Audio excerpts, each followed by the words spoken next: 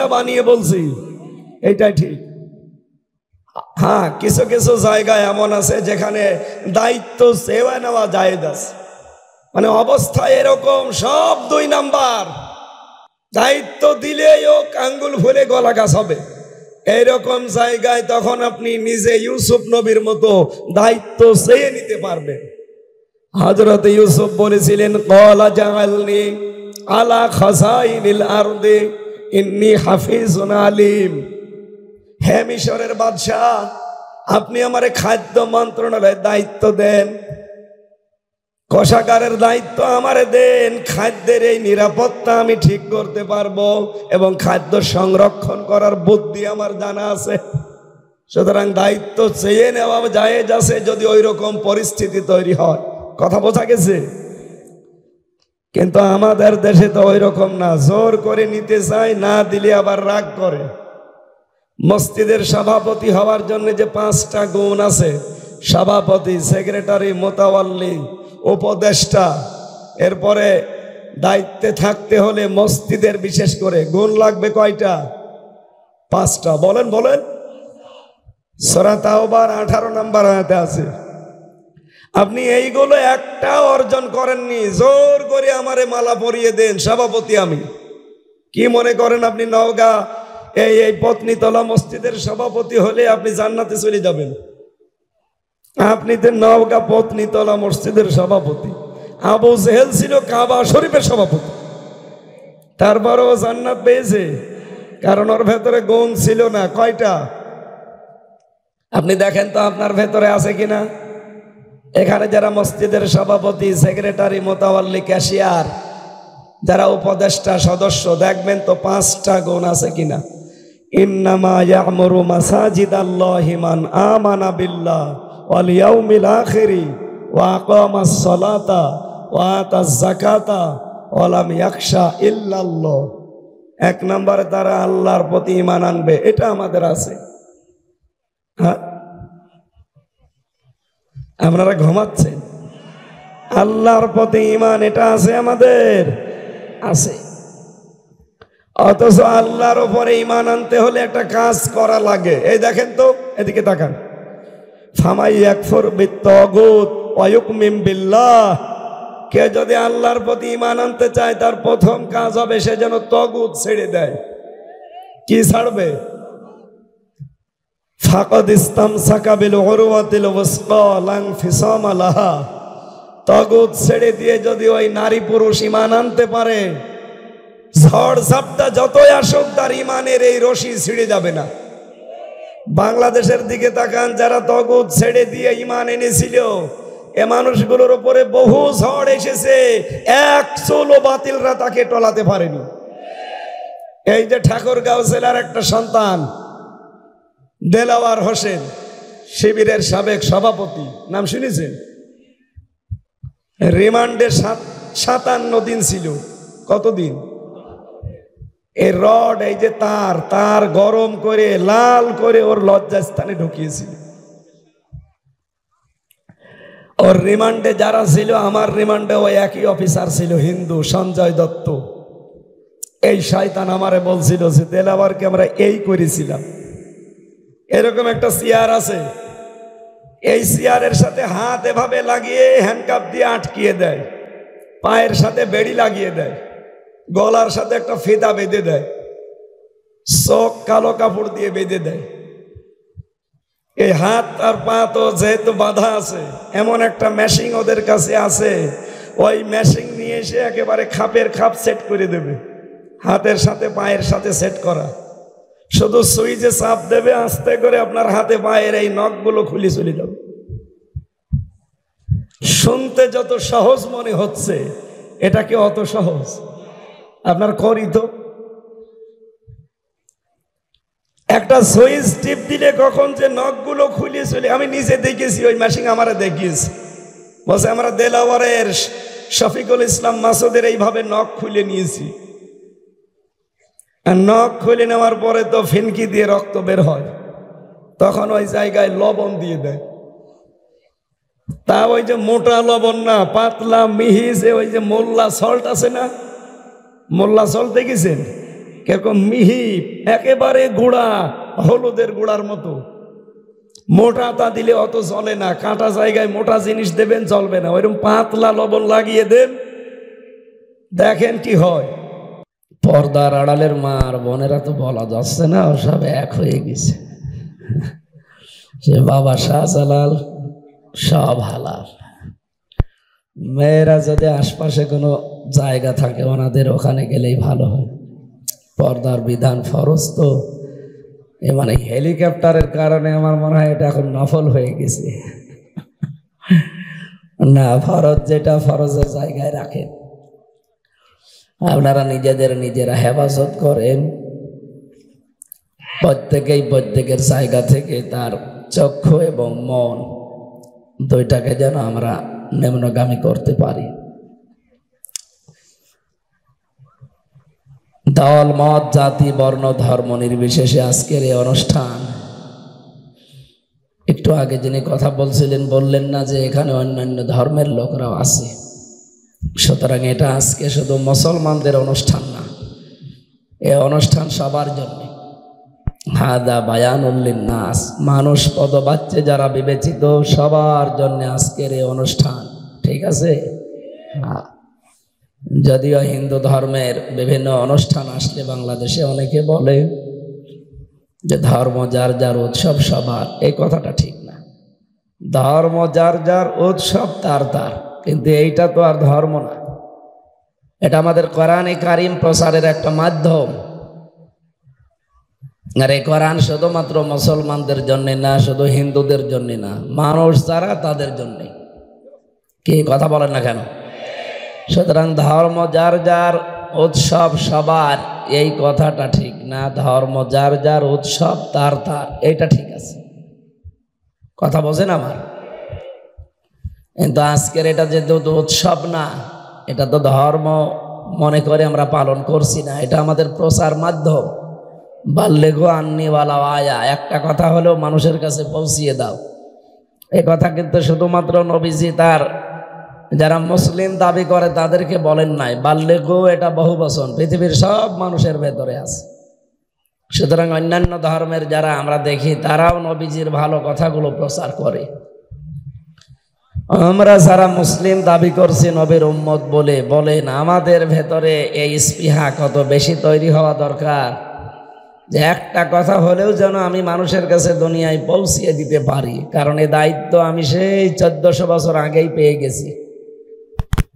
নবীজি যখন বিদায় হজের ভাষণে শেষ কথা বললেন, আজকে যারা এখানে উপস্থিত আছো, যারা উপস্থিত নেই, কিয়ামত পর্যন্ত তাদের কাছে এই কথাগুলো পৌঁছাতে থাকবা।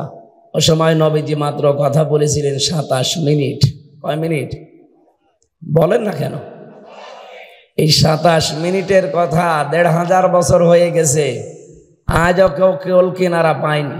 হ্যাঁ ছেলেই, 1500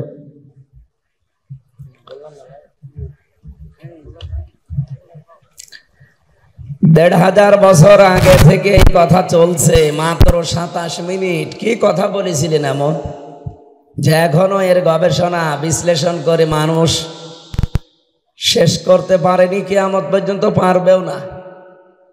যে কথাগুলো বলেছিলেন ওগুলো যদি আমাদের বাস্তব জীবনে আমরা সেট করতে পারতাম, এই পৃথিবী একটা মিনি জান্নাত হয়ে যেত। আর আমরা ওইটাই তৈরি করতে চাই সামনে ইনশাআল্লাহ।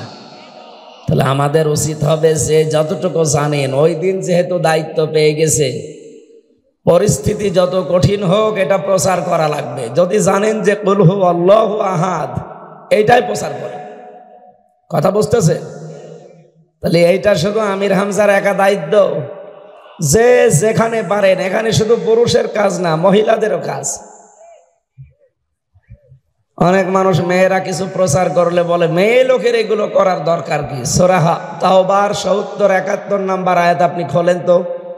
এখানে শুধুমাত্র পুরুষকে আল্লাহ বলেননি, মহিলাকেও জানিয়েছে। সূরা নাহল এর 14 নম্বর পারা 17 নম্বর পৃষ্ঠার 5 নম্বর লাইনে আছে, নারী হোক আর পুরুষ হোক যদি ভালো কাজ করে সে সওয়াব পাবে। শুধু নারীর জন্য, শুধু পুরুষের জন্য আলাদা কোনো বিধান আছে না। পুরুষ মানুষ রোজা রাখলে মহিলাদের রোজা আদায় হয়ে যাবে এমন আছে? তাহলে এইটা যদি না থাকে তাহলে আমি যতটুকু জানি প্রচার করব, আমি বেঁচে গেলাম। মেয়েরা যতটুকু জানে তাদের অঙ্গনে তারাও প্রসার করবে, তারাও বাঁচতে পারবে। কথা বলেন ঠিক কিনা? এটা আজ অনেকে উল্টা দিকে নিয়ে যেতে চায় না। নবীজির কথাকে ভুল ভাল ব্যাখ্যা করার কোনো সুযোগ নেই। যেহেতু দায়িত্ব আমরা ১৫০০ বছর আগে পেয়ে গেছি, যে যতটুকু জানবো, নারী হোক আর পুরুষ হোক, তার অঙ্গনে ওইটা আমরা পৌঁছিয়ে এই দায়িত্ব থেকে কিয়ামতের দিন যেন আমরা জান্নাত পেতে পারি। আজকের এই অনুষ্ঠানটাও ঠিক ওই আদলেই আমরা তৈরি করতে চাই ইনশাআল্লাহ। আপনারা জানেন ৩টা বছর আমি জালেমের জেলখানায় ছিলাম। ওরা এমন কোনো টর্চার নেই আমার এই শরীরের উপরে করে নাই। রিমান্ডে নিয়ে এমন যা করার সব করেছি, মাথার চুল থেকে শুরু করে পা পর্যন্ত এমন কোনো জায়গা বাকি রাখে না। এই জন্য আমি অসুস্থ, স্বাভাবিক হচ্ছে না শরীর। এটা দেরি হবে অনেক, কারণ ওরা যা খাওয়িয়েছে মাল মশলা, খাওয়িয়ে না খাওয়িয়ে রাখতো, এই কারণে অনেকগুলো রোগ হয়ে গেছে শরীরে। স্বাভাবিক হতে সময় লাগবে, আপনাদের দোয়া দরকার। মন থেকে দোয়া করেন আল্লাহ যেন আমাকে সুস্থতা দান করেন। মরা গাছে ফুল ফোটাতে পারে কে? আরো জোরে বলেন। মরুভূমিতে পানির ফোয়ারা জারি করতে পারে কে? ওয়াইদা মারিদতু ফাহুয়া ইয়াশফিন। আমি যখন অসুস্থ হই, ওই আল্লাহ আমাকে সুস্থতা দান করে। এটা আমাদের জাতির পিতা ইব্রাহিম আলাইহিস সালামের দোয়া। আমাদের পিতার শেখানো দোয়ায় আমরা পড়বো নাকি এখন নতুন নতুন যে পিতা বের হচ্ছে, কত পিতা বের হয় না? সুতরাং আমরা কোনো বাবার শেখানো দোয়া না, আমাদের আসল বাবা যিনি, জাতির পিতা, আল্লাহর ঘোষণা দেওয়া ইব্রাহিম আলাইহিস সালাম, তার দোয়া পড়ছে বিশ্বাস করে। ওয়াইদা মারিদতু ফাহুয়া ইয়াশফিন। আমি যখন অসুস্থ হই, ওই আল্লাহ আমাকে সুস্থতা দান করেন। আপনাদের দোয়া আল্লাহ যেন কবুল করে আমাকে আগের অবস্থায় আবার ফিরিয়ে দেন, আমার কণ্ঠটা যেন ছেড়ে দেন। বলেন আমিন। যেহেতু সবাই মিলে এসেছি আমরা দল মত নির্বিশেষে কোরআনের কিছু নেওয়ার জন্যে, এই কোরআন আমরা যারা মমিন মুসলমান দাবি করি, আমাদের 7টা কাজ দিয়েছে পড়া কোরআন শরীফে। কয়টা? মমিন জীবনের এই 7টা কাজ দুনিয়াতে থাকা লাগবে। এটা আমরা কর্মসূচি হিসাবে নিতে পারি, দফা হিসাবে নিতে পারি। বাংলাদেশে তো বহু দফা, অনেক দফায় কাজ হয়নি, অনেক দফায় কাজ হয়েছে। বঙ্গবন্ধুর কয় দফা ছিল? 6 দফা। এ কথা বলেন না কেন? হেফাজত ইসলামের কয় দফা ছিল? 13 দফা। কত? বৈষম্য বিরোধী ছাত্র আন্দোলন, এদের দফা ছিল কয়টা? 9টা। শেষ পর্যন্ত 1 দফা এসেছিল, হাসিনা তুই কবে যাবি। এ দফায় কাজ হয়েছে না হয়েছে? হয়েছে। আল্লাহ রাব্বুল আলামিন কোরআনে কারিমে আমাদের মানব জীবনে, বিশেষ করে যারা আমরা মুমিন, আমাদেরকে 7টা দফা দিয়েছেন। যদি মানব জীবনে এই দফাগুলো আমরা মিলাতে পারি, এখানে অনেক আলেম বসে আছে, সবাইকে আহ্বান জানাচ্ছি এই কথাগুলো আপনিও প্রচার করবেন। এই 7টা দফা কর্মসূচি যাদের জীবনে থাকবে, জান্নাতের দরজাগুলো আমার আল্লাহ তার জন্য উন্মুক্ত করে দেবেন। পক্ষান্তরে আপনি দেখবেন সূরা ফাতিহার ভেতরে আল্লাহ 7টা আয়াত দিয়েছেন। কয়টা? সবাই বলেন। এই 7 আয়াতের ভেতরে 29টা অক্ষরের 7টা অক্ষর আল্লাহ মাইনাস করে রেখেছেন। পড়া কোরআন শরীফ পড়তে গেলে 29টা হরফ লাগে। কয়টা? আপনি কি ঘুমাচ্ছেন? এটা ক্লাস চলছে, এটা জবাব দেবেন ছাত্রের মতো। কয়টা? 7টা। বলেন বলেন। এই 7টা আয়াতের ভেতরে আপনি 7টা অক্ষর পাবেন না। 1 নম্বরে কোরআনে কারিমের ভেতরে সূরা ফাতিহায় আমার আল্লাহ 29টা হরফই দিয়েছেন, কিন্তু 7টা হরফ মাইনাস করে রেখেছেন। গবেষক যারা চিন্তা ভাবনা করে বের করছে কেন আল্লাহ দিলেন না এই 7টা হরফ না দেওয়ার পেছনে কারণ কি?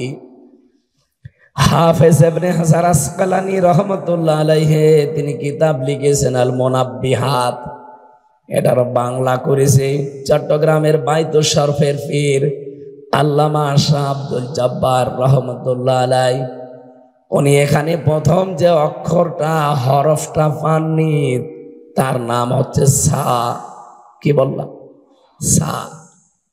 সা দিয়ে উনি শব্দ তৈরি করেছেন। সা মানে সাবর, সবর না, 6 সবর মানে ধৈর্য, আর সা 12 সাবর মানে ধ্বংস। উনি জানাতে চেয়েছেন সূরা ফাতিহা যদি কেউ দুনিয়াতে আমল করতে পারে আমার আল্লাহ তাকে ধ্বংস করে দেবে না। সুবহানাল্লাহ বলতে পারে না? 2 নম্বরে আপনি পাবেন না জিম। জিম দিয়ে উনি জানাতে চেয়েছেন জাহান্নাম। কেউ যদি সত্যি সূরা ফাতিহা দুনিয়াতে আমল করতে পারে, কাজে লাগাতে পারে, মহান আল্লাহ জাহান্নামের যে 7টা দরজা আছে বন্ধ করে দেবেন। 3 নম্বরে তিনি বলেন আমি এখানে পাইনি খ। খ দিয়ে খব্বারিন। খব্বারিন শব্দের শাব্দিক অর্থ হচ্ছে ভব ঘুরে। খব্বারিন মানে কি? যাদের কোনো উদ্দেশ্য নেই, কাজ কাম নেই। এই পৃথিবীতে যদি সত্যিই কেউ সূরা ফাতিহার 7টা আয়াত আমল করতে পারে তার জীবনে উদ্দেশ্যহীন থাকবে না, আল্লাহ একটা উদ্দেশ্য দিয়ে দেবে।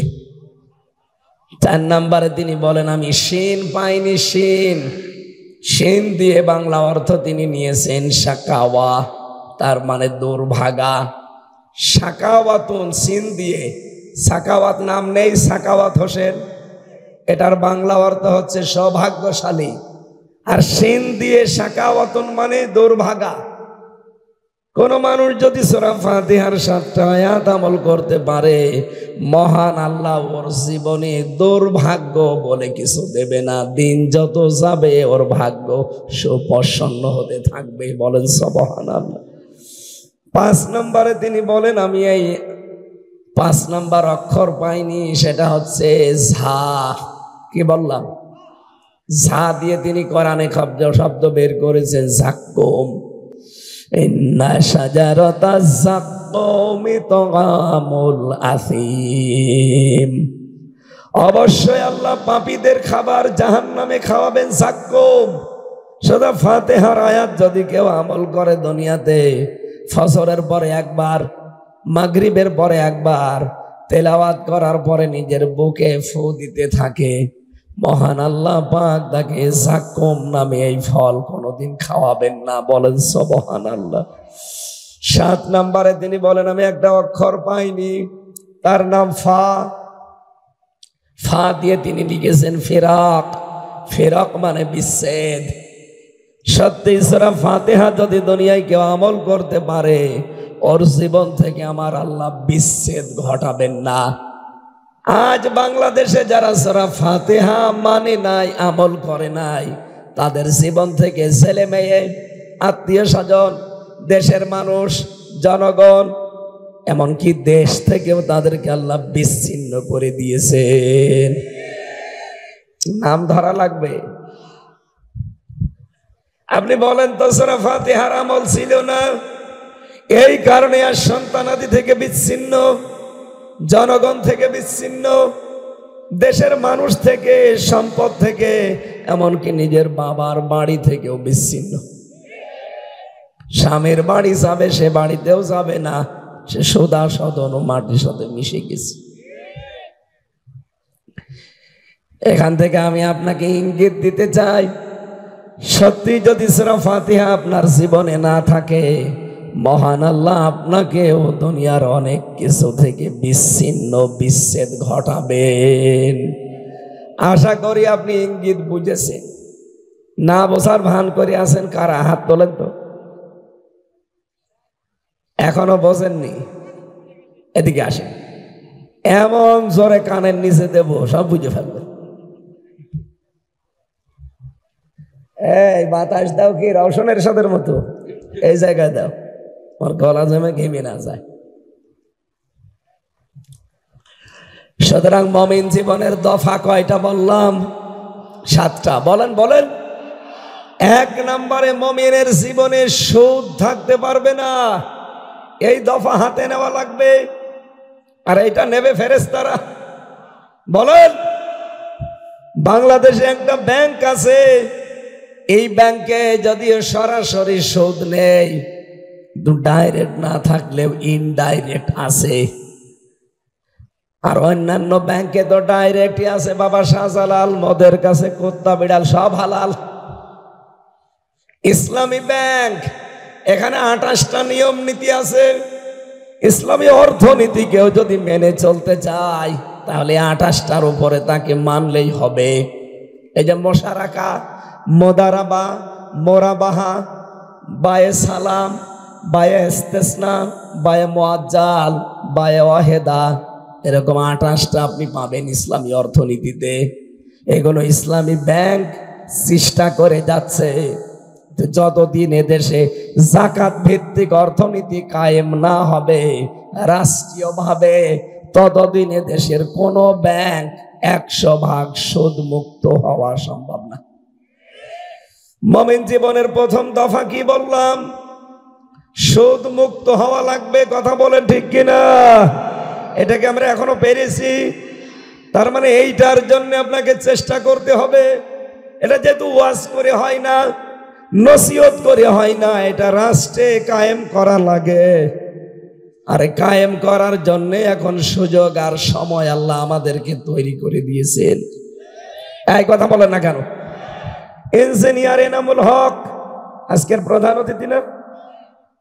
এইরকম 151 জন মানুষ যদি বাংলাদেশে কোরআন শরীফ বুকে নিয়ে সংসদে যেতে পারে, পরের দিন যদি ওনারা হাত তুলে বলে আমরা সুদ মুক্ত করতে চাই এই দেশ, স্পিকার যদি বলেন কালা রাজি আছেন হাত তোলেন, এই 300 এমপির ভেতরে এরকম 151 জন মানুষ যদি হাত তুলতে পারে, পরের দিন দেখবেন এই দেশে সব ইসলামী ব্যাংকের কায়দায় চলছে। অথচ সুদ খাওয়ার সর্বনিম্ন গুনাহ হচ্ছে মায়ের সাথে জিনা করা, তাও 1 বার 2 বার না, 33 বার।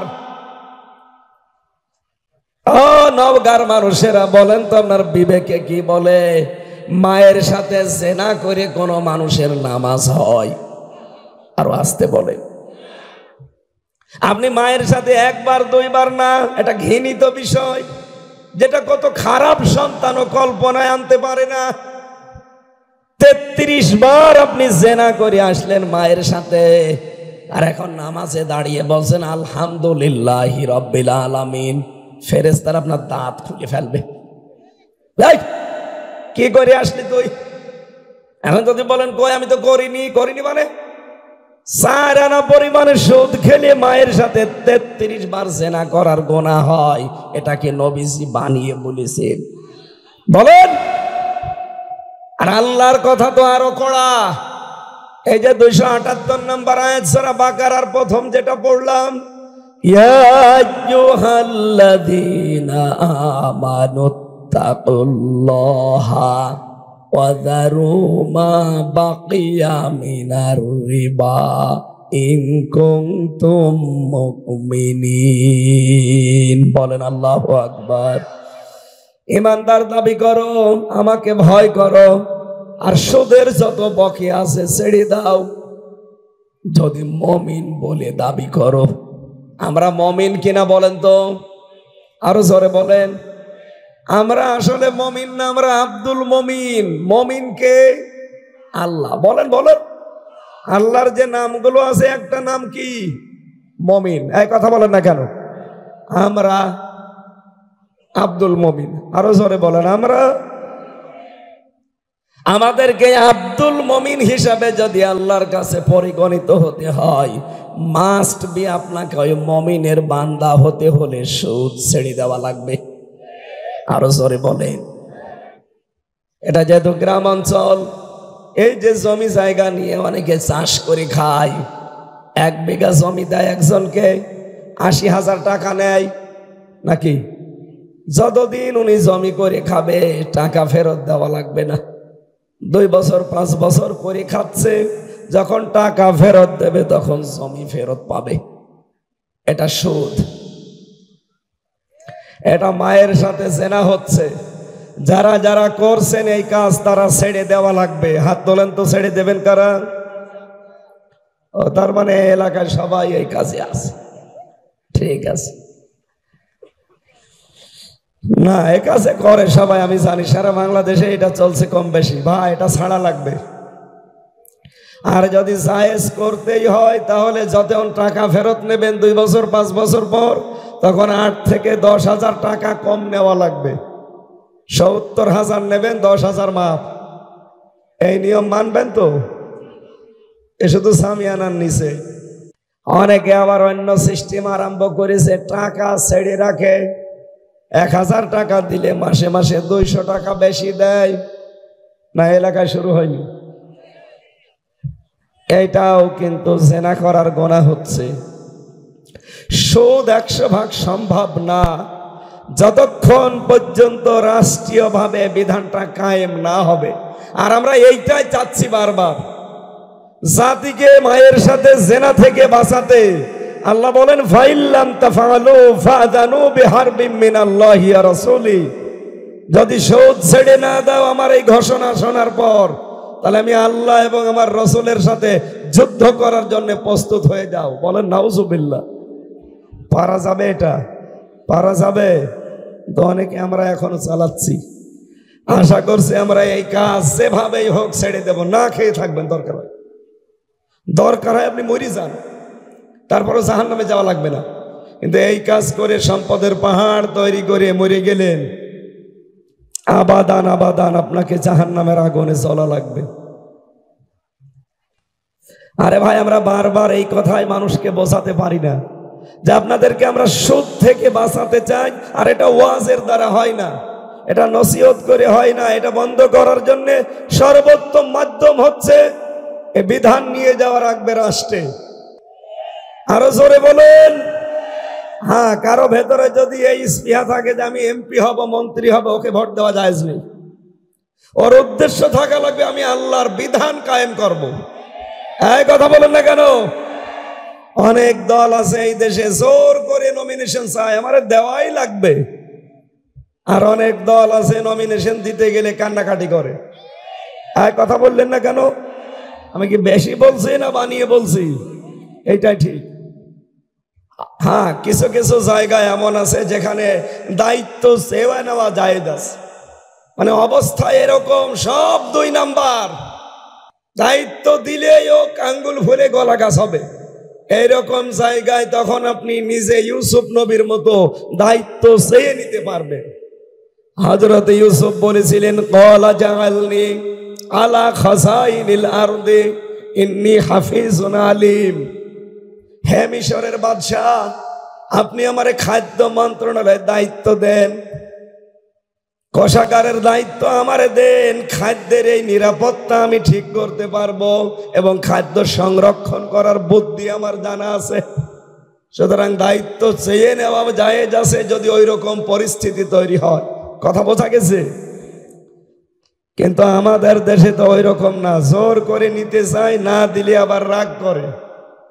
মসজিদের সভাপতি হওয়ার জন্য যে 5টা গুণ আছে, সভাপতি, সেক্রেটারি, মোতাওয়াল্লি, উপদেষ্টা, এরপরে দায়িত্বে থাকতে হলে মসজিদের বিশেষ করে গুণ লাগবে কয়টা? 5টা। বলেন বলেন। সূরা তাওবার 18 নম্বর আয়াতে আছে। আপনি এইগুলো একটা অর্জন করেননি, জোর করে আমারে মালা পরিয়ে দেন, সভাপতি আমি। কি মনে করেন আপনি নওগাঁ এই পত্নীতলা মসজিদের সভাপতি হলে আপনি জান্নাতে চলে যাবেন?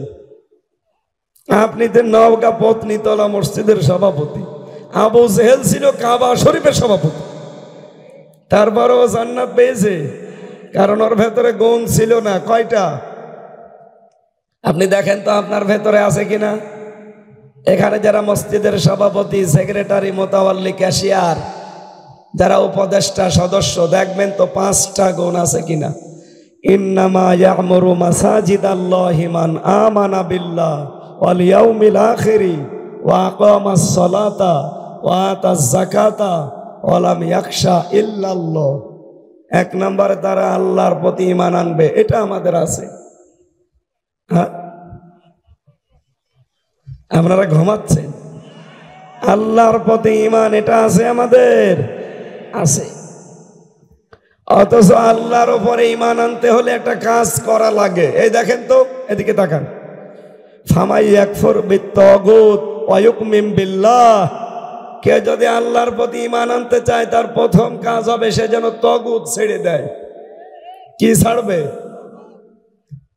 ফাকাদ ইসতামসাকা বিল উরওয়াতিল ওয়াসকা লা ইনফিসামা লাহা। তাগুত ছেড়ে দিয়ে যদি ওই নারী পুরুষ ঈমান আনতে পারে, ঝড় ঝাপটা যতই আসুক তার ঈমানের এই রশি ছিঁড়ে যাবে না।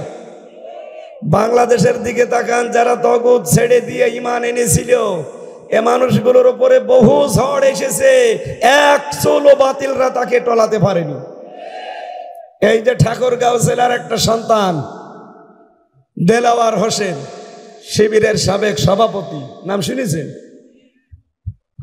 রিমান্ডে 57 দিন ছিল। কতদিন? এই রড, এই যে তার গরম করে লাল করে ওর লজ্জাস্থানে ঢুকিয়েছিল। ওর রিমান্ডে যারা ছিল, আমার রিমান্ডে ওই একই অফিসার ছিল, হিন্দু, সঞ্জয় দত্ত। এই শয়তান আমারে বলছিল যে দেলাওয়ারকে আমরা এই করেছিলাম। এরকম একটা চেয়ার আছে, এই চেয়ারের সাথে হাত এভাবে লাগিয়ে হ্যান্ডকাপ দিয়ে আটকিয়ে দেয়, পায়ের সাথে বেড়ি লাগিয়ে দেয়, গলার সাথে একটা ফিতা বেঁধে দেয়, চোখ কালো কাপড় দিয়ে বেঁধে দেয়। এই হাত আর পা তো যেহেতু বাধা আছে, এমন একটা মেশিন ওদের কাছে আছে, ওই মেশিন নিয়ে এসে একেবারে খাপের খাপ সেট করে দেবে, হাতের সাথে পায়ের সাথে সেট করা। শুধু সুইচে চাপ দেবে, আস্তে করে আপনার হাতে পায়ের এই নখগুলো খুলে চলে যাবে। শুনতে যত সহজ মনে হচ্ছে, এটা কি অত সহজ? আপনার করি তো, একটা সুইচ টিপ দিলে কখন যে নখগুলো খুলে চলে, আমি নিজে দেখেছি, ওই মেশিন আমারে দেখিয়েছি। বলছে আমরা দেলাওয়ারের শফিকুল ইসলাম মাসুদের এইভাবে নখ খুলে নিয়েছি। আর নখ খুলে নেওয়ার পরে তো ফিনকি দিয়ে রক্ত বের হয়, তখন ওই জায়গায় লবণ দিয়ে দেয়। তা ওই যে মোটা লবণ না, পাতলা মিহি, যে ওই যে মোল্লা সল্ট আছে না, মোল্লা সল্ট দেখেছেন? কিরকম মিহি, একেবারে গুঁড়া, হলুদের গুঁড়ার মতো মোটা। তা দিলে অত জ্বলে না, কাঁটা জায়গায় মোটা জিনিস দেবেন, জ্বলবে না। ওইরকম পাতলা লবণ লাগিয়ে দেন, দেখেন কি হয়।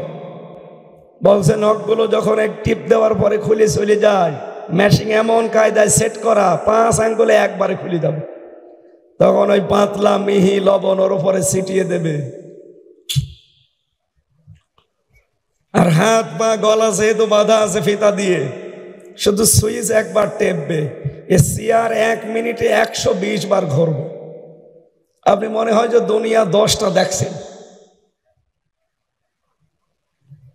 বলেন তো, আমি বলতে যত সহজ মনে আছে, আমি কিন্তু পার করে এসেছি এগুলো। আমারও চেয়ারে বসিয়েছিল, আমার মাজায় দড়ি দিয়ে টাঙিয়েছিল 11 ঘন্টা। এই যে বলছি যা সহজে, এটা আমারই এখন শরীর শিউরে ওঠে, অথচ আমি এগুলো সব ফেস করে এসেছি। এমন কোন টর্চার নেই আমার পা থেকে মাথার চুল পর্যন্ত ওই শয়তানরা যা করে না, প্রত্যেকটা করেছে। এটা আমার শরীর যে নষ্ট হয়ে গেছে এই কারণে। বলেন, আমি এতক্ষণ যা বলছি এটা শুনতে যেমন একেবারে সহজ মনে হচ্ছে, পানির মতো, এটা কি বাস্তবে অত সহজ? বলেন, এই যে হাঁটু বিভিন্ন 360টা জোড়া দেওয়া আছে আমাদের শরীরে, কত? 360টায় হাড়ের জোড়া দেওয়া আছে। ডক্টর শফিকুল ইসলাম মাসুদের এই 300 জায়গায় 60টা জায়গায় ওরা পিটিয়েছে লোহার হাতুড়ি দিয়ে, সব গুঁড়ো হয়ে গেছে। দেলাওয়ার ভাইয়ের যখন ওই তার গরম করে ঢোকায় লজ্জাস্থানে, ওনার পুরুষাঙ্গ নষ্ট হয়ে গেছে। পরবর্তীতে চিকিৎসা করে আল্লাহ আবার ফেরত দিয়েছে। এই যে বগুড়াতে বিয়ে করেছে, এখন আবার ছেলে মেয়েও হয়েছে। এত অত্যাচার করার পরে বাংলাদেশের ইতিহাসে এত রিমান্ড কেউ দুনিয়ায় খাটেনি। 57 দিন। কতদিন?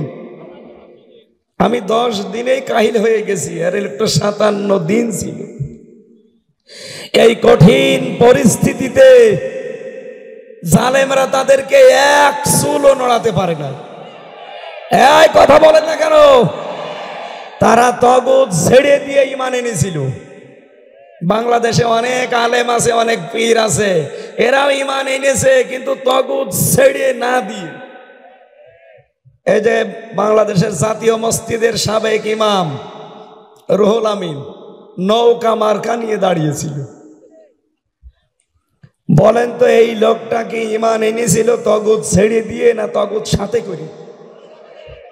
এই জন্য এখন আর ঈমান টিকিয়ে রাখতে পারে না। ঝড় শুধু পাল্টিয়েছে, পালিয়ে চলে গেছে। এদেশে বহু পীর এরকম ছিল না? এই এলাকার বহু আলেম এরকম খোলস পাল্টিয়েছে।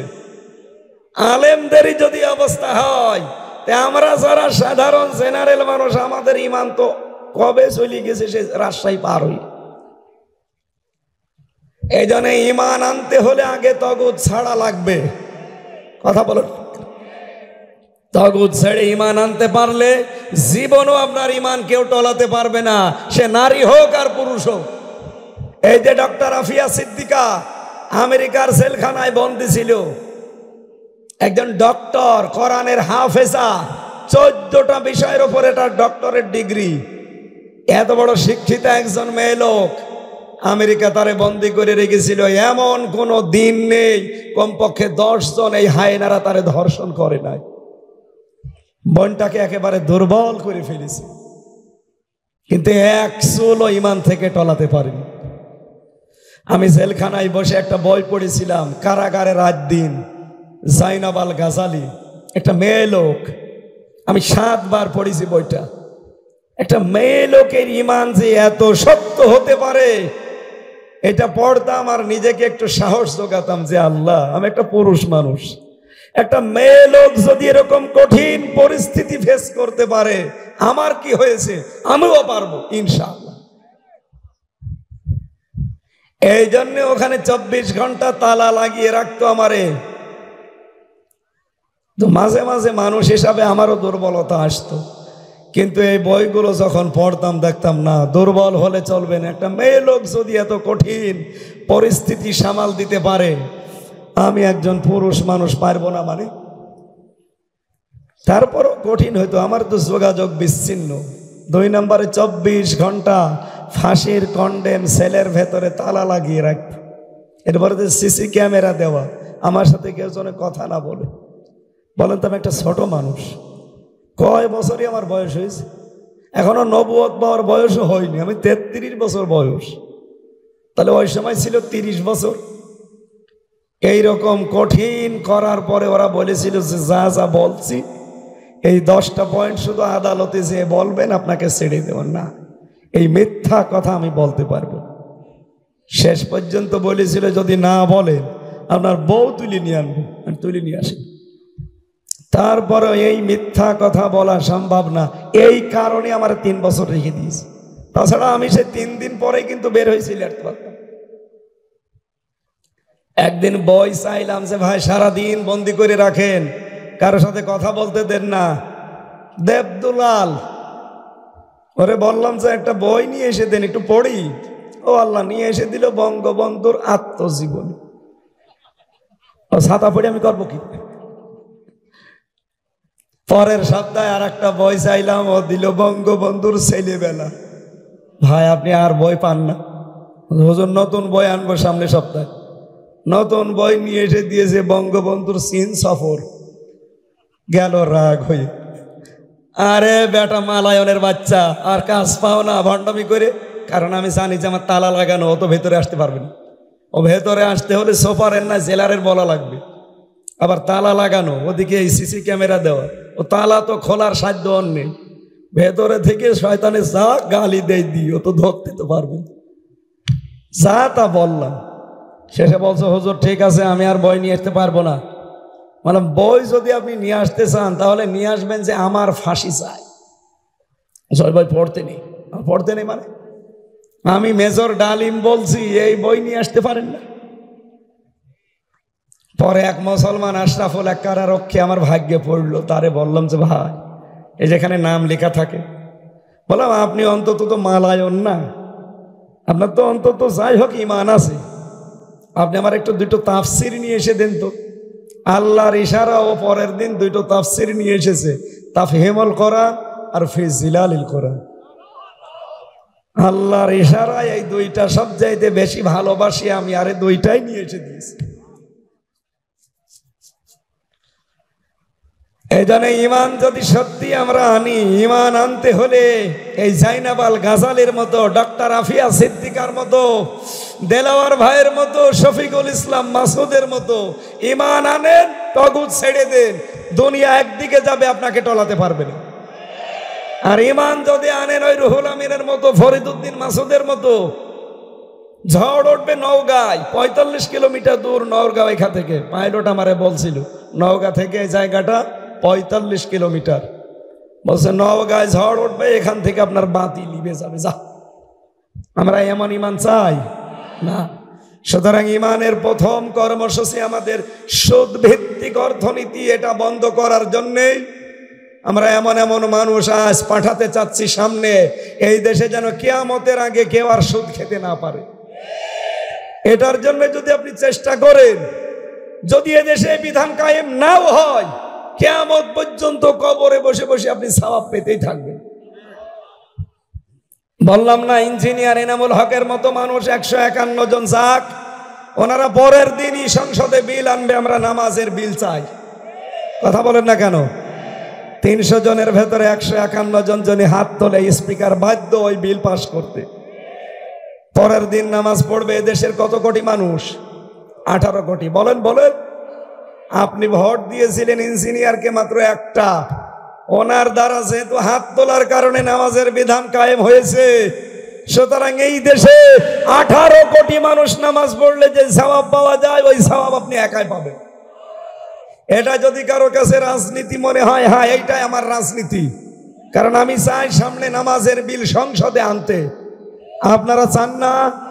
কারা চান দেখি? লিল্লাহি তাকবীর।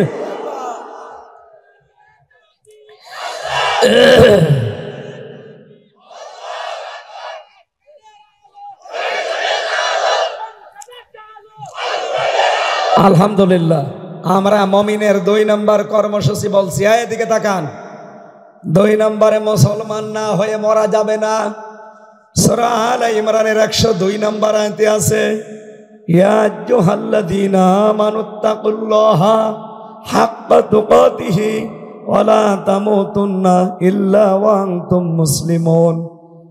প্রশ্ন আসতে পারে, হুজুর মুসলমান না হয়ে মরা যাবে না? আমি তো মুসলমানই আছি। বিশ্বাস না হলে দেখেন আগা কাটা আছে। আরে ভাই, আগা তো ছাগলেরও কাটা আছে।